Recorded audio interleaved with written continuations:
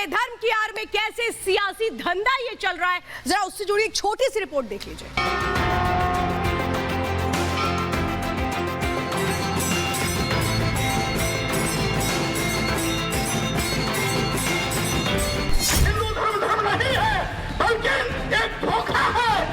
मैं उनके बयान से असहमत हूँ, उनके बयान को हानिकारक मानता हूँ।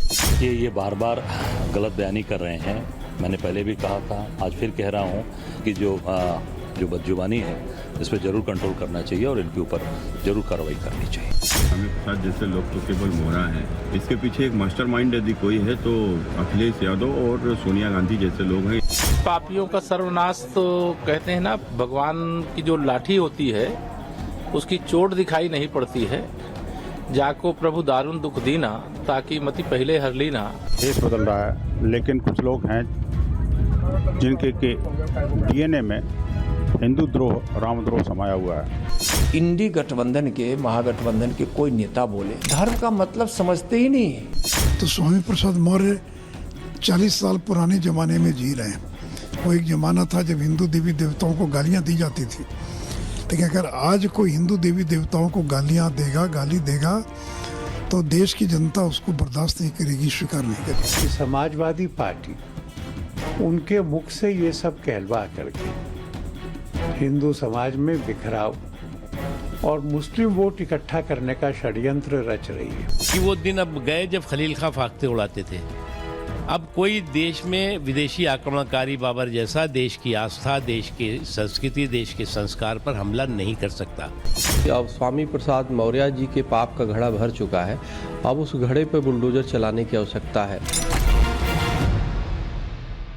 तो स्वामी प्रसाद मौर्य जो समझ रहे थे कि सब उनका साथ दे देंगे, अब उनके इस बयान से सब बचते नजर आते हैं। जो इंडी गठबंधन के नेता है, समाजवादी पार्टी के नेता है, वो कैसे खुद को बचा रहे हैं, क्योंकि उनको ये पता है कि अगर उन्होंने खुद को नहीं बचाया तो 2024 में जनता उन्हें सबक सिखा देगी। सुनिए जरा स्वामी प्रसाद मौर्य को कैसे करारा जवाब उनकी पार्टी के लोग दे रहे हैं। गलत बयानी कर रहे हैं। मैंने पहले भी कहा था, आज फिर कह रहा हूँ कि स्वामी प्रसाद मौर्य जी को निश्चित तौर से इस तरह की भाषा का इस्तेमाल नहीं करना चाहिए। और जो भी आपकी अगर कोई दिक्कत परेशानी है तो उसको आप अपनी बात करिए।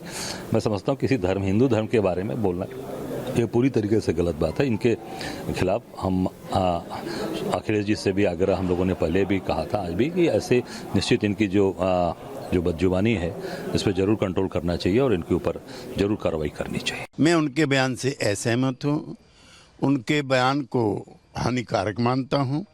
हिंदू धर्म एक वे ऑफ लाइफ है, ऐसा सुप्रीम कोर्ट का फैसला है। मोहन भागवत जी भी कहते रहे हैं और हमारे भी समाजवादी नेता इस तरह की व्याख्या करते रहे हैं। ऐसा वक्तव्य देकर के उन्होंने समाज में